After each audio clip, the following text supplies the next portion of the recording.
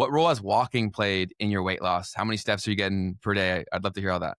So walking, I would say it's probably one of the biggest things for a couple of reasons. So one, I prioritize my steps over everything else, mainly actually because my back issues. My back Mm, issues are with my lumbar spine, and walking is really, really good for that area.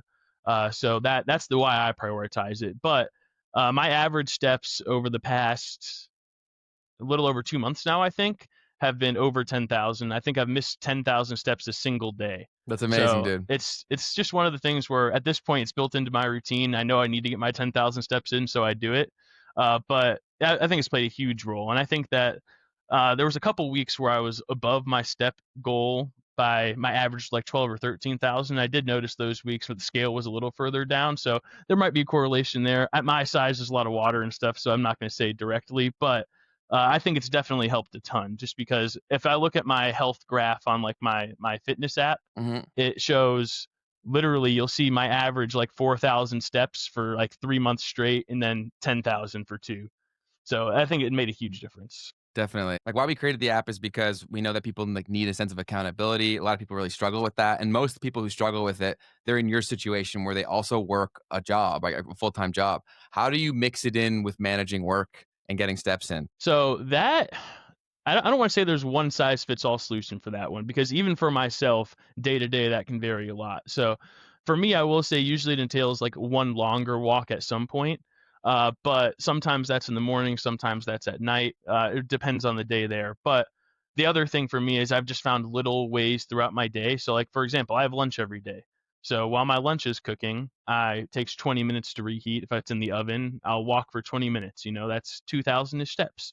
So all those little things add up. And at first I was consciously trying to like get up, walk more and move more just to like build it into my routine. And I feel like now it's at the point where I do consciously just walk a little more throughout the day, not like a ton, but that extra 1,000 steps helps a lot and makes it much easier. Cause there's definitely some days where at the end of the day, I'm like, okay, it's 8 p.m. I just got home and I have 6,000 steps left. I'm not excited for this, but I go out and I get it done those days as well. But Yeah. it's kind of just building into routine wherever it can fit. Like I said, even in my own schedule, it can vary a lot deeper.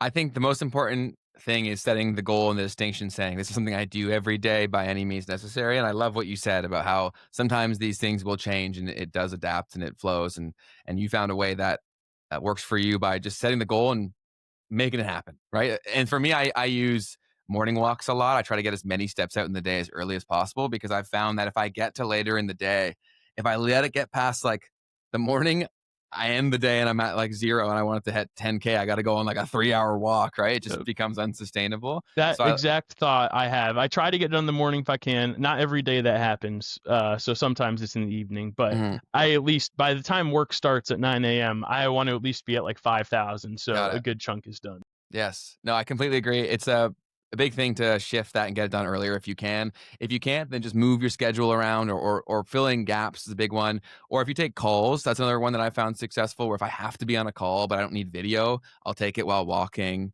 Or I'll listen to podcasts or I'll call people I haven't seen in a while. They really appreciate that too, right? So making walking fun and like an add to your day is really huge. I know I'm in Canada, so it's starting to get cold, which makes those walks a little less fun. So you got to try even harder to make them fun. But in Orlando, the weather is beautiful right now, I assume, Yeah, it's right? actually getting nice now. It was awful for a long time, and Yeah. now it's cooling down and walks are kind of enjoyable. Yeah, they're amazing. I see your videos, and sometimes you share where you're walking, and it's always super beautiful. So that's awesome. And Yeah, I always try to find like some of the things I do just to make walking more fun is just like trying to time at sunrise or sunset, so just the view is a little nicer.